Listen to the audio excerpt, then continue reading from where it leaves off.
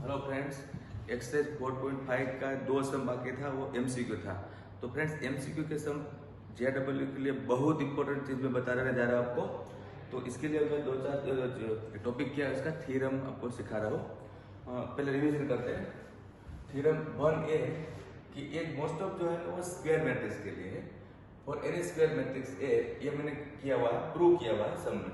A into adjoint of ए या तो फिर एडजॉइंट ऑफ ए दोनों का आंसर इक्वल होता है, और ये डिटर्मिनेंट ऑफ ए इंटू आई जितना होता है। तो आपको सपोज 3/3 मैट्रिक्स कोई मिलता है, ऐसे सुनना, 3/3 मैट्रिक्स मिलता है और आपको पूछेंगे कि A into adjoint of A find करो। तो फ्रेंड्स, ए के साथ एडजॉइंट ऑफ ए पूरा फाइंड करके मल्टीप्लाई करो, फिर जो आंसर आएगा वो आंसर इतना होगा। लेकिन ये पार्ट फाइंड करना बहुत ईजी है। क्या है? डिटरमिनेंट ऑफ ए निकालना, मतलब कि 2 स्टेप का काम है। तो वो पूरा लंबा मत करो, इतना ही कर लो। ये पूरा फाइंड करने के लिए पूछे है तो आप इतना ही कर लो, इतना इजी हो जाता है एमसीक्यू के लिए, राइट। और ये कितना है, डिटरमिनेंट ऑफ ए निकाल दो, इनटू में आई कर दो। लेकिन ये पूरा रिजल्ट आपको याद रखना है, किसी भी टाइप के सम्स के लिए काम आ सकता है। Next, if A and B are non singular matrices of same order, मतलब ऑर्डर आपका सेम होना चाहिए।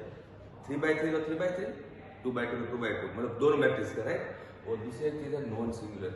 तो फ्रेंड्स, जनरली मैट्रिक्स जब लिखते हैं तो नॉन सिंगुलर मैट्रिक्स लिखना ही पड़ता है, क्योंकि नॉन सिंगुलर मतलब कि अनकॉमन है, कॉमन मैट्रिक्स। अनकॉमन मतलब कि पूरा जो मैट्रिक्स है उसमें कुछ ने उल्टा पुल्टा लिखा हो, वो नहीं होता है जनरली। तो हर क्वेश्चन में नॉन सिंगुलर यूज होता है, तो इससे आप कंफ्यूज मत हो। तो ए और बी का ऑर्डर अगर 3/3 है तो ए इंटू बी का भी 3/3 आएगा, बी इंटू ए का भी 3/3 आएगा। मतलब A B and B are also the matrix of same order. Order change नहीं होगा, वो सिंपल चीज है। ये तो नॉलेज है, इसका कोई इतना आपको इंपॉर्टेंट नहीं है। ये आप देखो कि ए और बी का मल्टीप्लाई करके डिटरमिनेंट निकालो, इसका आंसर इससे सेम होता है। तो सपोज आपको कोई ए दिया, बी दिया, फिर बोलेंगे डिटरमिनेंट ऑफ ए फाइंड करो, तो आप क्या करोगे? ए और बी का मल्टीप्लाई करके डिटरमिनेंट निकालोगे। लेकिन मल्टीप्लाई में लंबा होता है, तो आप एक काम करो कि ए का भी डिटरमिनेंट निकाल दो 2 स्टेप का, बी का भी डिटरमिनेंट निकाल दो 2 स्टेप और मल्टीप्लाई कर लो। तो ये रिजल्ट पे आपको याद रखना है, और ये प्रूव के समय भी काम आता है। एकदम हाई लेवल का कोई एमसीक्यू आ गया तो ये सब नॉलेज आपको काम आता है। Next, square matrix A is invertible. Invertible मतलब इनवर्स पॉसिबल वाला। If and only A is non singular matrix.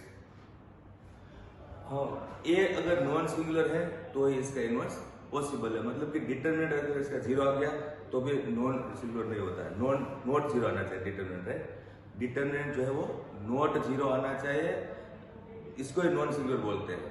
और एक चीज है कि अनकॉमन नहीं होना चाहिए, मतलब बिल्कुल डिफरेंट टाइप का मैट्रिक्स नहीं होना चाहिए। ओके, ये रिजल्ट है आपको याद रखने के लिए। ए का ट्रांसपोज निकालो, फिर इसका एडजॉइंट निकालो, या तो फिर एडजॉइंट निकाल के फिर ट्रांसपोज निकालो, दोनों का आंसर सेम होता है। तो ये हो गया फॉर्मूला। नेक्स्ट है एडजॉइंट ऑफ के। एडजॉइंट ऑफ के लिखा है मैंने, उसका मतलब क्या होता है कि ए एक मैट्रिक्स है, ए एक मैट्रिक्स है और एक के एक नंबर है, के कांस्टेंट एक नंबर है। सपोज के है 5 है, राइट।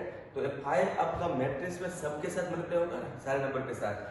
तो इज इक्वल में है के रेज टू n-1। मतलब कि अगर आपका मैट्रिक्स 3/3 है और के की वैल्यू 5 है, तो यहाँ 5 रखो, और 3/3 है तो यहाँ 3 रखो, ऐसा इनटू एडजॉइंट ऑफ ए। ये इसका आंसर हो गया।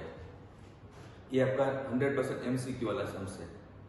तो यह बिल्कुल याद रखना। इसमें के क्या होता है? कांस्टेंट नंबर एन, और पावर में एन जो है वो क्या है आपका मैट्रिसेस जो है वो कौन से ऑर्डर किए। सपोज 3/3 है तो यहाँ पे 3 रखो, 2/2 है तो यहाँ पे 2 रखो। Adjoint of A B is equal to adjoint of B, मतलब कि बी आगे कर देना है और एडजॉइंट ऑफ ए पीछे कर देना है, और ये दोनों का मल्टीप्लाई से सेम आंसर आता है। तो ये भी फ्रेंड्स एक नॉलेज है। अब इसमें 2-3 और एक देखते हैं रिमेंबर में। रिमेंबर मतलब नॉलेज है, वो आपको याद रखना है। A is a non singular matrix of order N.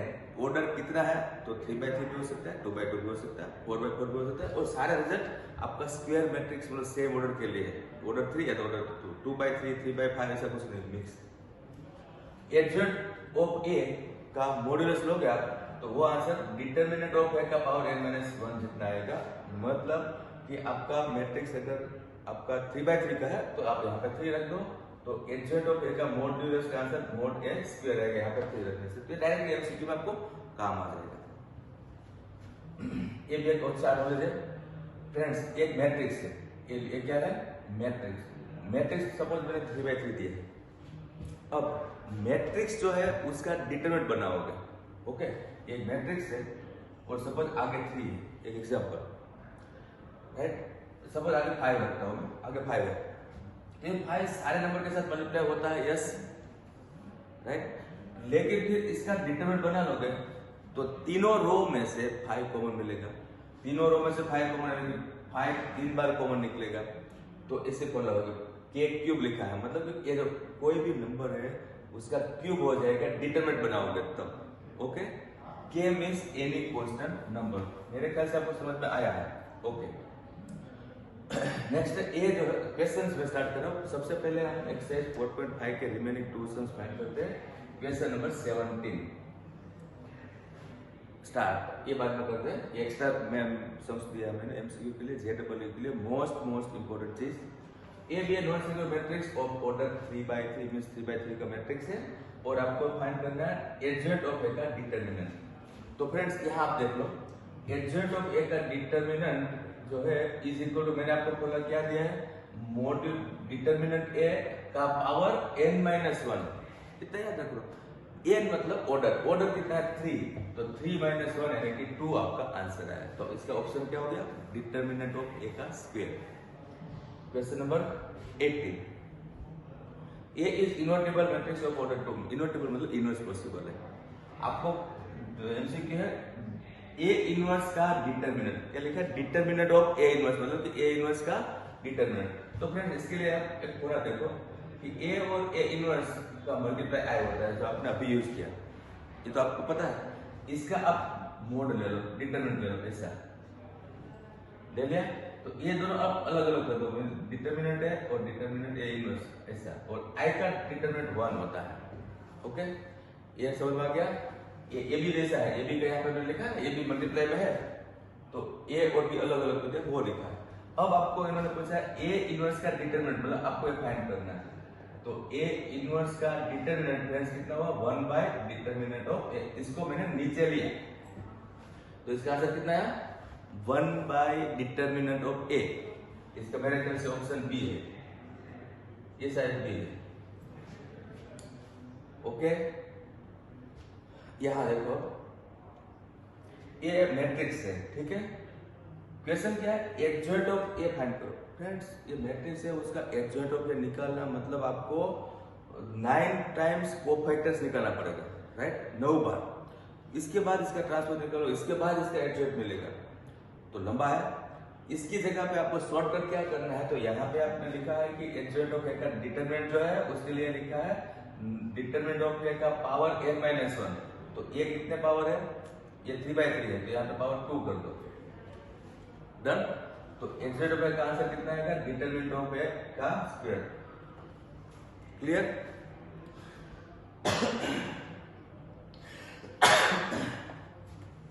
तो फ्रेंड्स ये मैंने लिखा है, वो तो ऑप्शन थोड़ी होगा, सब में ऑप्शन ऐसा नहीं होता, इसमें ऑप्शन था, यहाँ पे नहीं है। इसका आंसर आपको निकालना है, तो अब क्या करोगे, ए का डिटरमिनेंट निकालो। तो ए का डिटरमिनेंट आपको निकालना मतलब कि बहुत ही इजी है, क्योंकि सारे जीरो है, तो ए का ब्रैकेट ए स्क्वायर - 0 मतलब ए क्यूब हुआ, राइट। और अब इसका स्क्वायर कर दो, तो this equal to A raise to 6। तो फ्रेंड्स इसका कोफैक्टर 9 बार निकला, सारा हमारा वर्क बच गया और डायरेक्ट आंसर रखे ए रेज़ टू 6। ओके, तो ये सारा रिजल्ट को आप याद रखोगे तो जेडब्ल्यू में आपको इस चैप्टर के लिए बहुत ही इजीली आप कवर कर लोगे। नेक्स्ट देखो एक सम, ए का मैट्रिक्स का डिटरमिनेंट का आंसर निकालना आपको फ्रेंड्स 2 स्टेप का होता है, 3 स्टेप का होता है, क्लियर। अब यहाँ ए मैट्रिक्स है, वो एनी मैट्रिक्स वो मैंने लिखा है, ठीक है, वो आपको इसका डिटरमिनेंट निकाल लेना है। जो भी मैट्रिक्स आपको एग्जाम मिलती है उसका डिटरमिनेंट निकाल लेना है। डिटरमिनेंट का आंसर कुछ भी हो सकता है, 5, 10, 6 जो भी है। यहाँ जो क्वेश्चन है वो बहुत ही इंटरेस्टिंग है, जेडब्ल्यू के लिए इंपॉर्टेंट। हमें डिटरमिनेंट निकालना है, डिटरमिनेंट किसका निकालना है, एडजॉइंट ऑफ ए। तो फ्रेंड्स देखो determinant of adjoint of adjoint of A, तो आप कहीं से भी स्टार्ट करो, यहां से स्टार्ट करो या तो यहां से स्टार्ट करो। मैं यहां से स्टार्ट करता हूं। तो एडजॉइंट ऑफ ए क्या होता है? एडजॉइंट ऑफ ए जो है वो डिटर्मिनेंट ऑफ ए का पावर 2 है, क्योंकि 3/3 मैंने बोला है तो पावर 2 क्लियर है, सबके लिए यूज हो गया हाई लेवल का सम। अब आपने क्या सीखा कि किसी का भी एडजॉइंट ऑफ ए में से आप डिटरमिनेंट लिखते हो तो स्क्वायर कर देते हो, तो इसका आपको एडजॉइंट ऑफ ए निकालना है तो अगेन इसका स्क्वायर करो, मतलब कि एक बार एडजॉइंट एडीजेड निकालते हो तो स्क्वायर कर दो।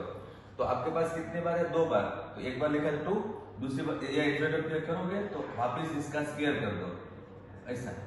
तो आंसर कितना है? मॉड्यूलस ए का पावर 4। अब क्या करना है? ये जो डिटरमिनेंट है उसका आंसर निकाल दो, इसका पावर 4 लगा दो, आपका आंसर रेडी है। 4 मार्क का सम जेडब्ल्यू का यही लोग एक्स में सीखा है, जिसका यूज करके आप कुछ भी फाइंड कर सकते हो। ओके, तो इस टाइप के सम्स आपको जेडब्ल्यू लेवल में मिलेंगे। टेक्स्ट में 2 ही सम था, लेकिन ये आप अच्छे से प्रैक्टिस कर लो। जेडब्ल्यू के लिए most important. Thank you very much.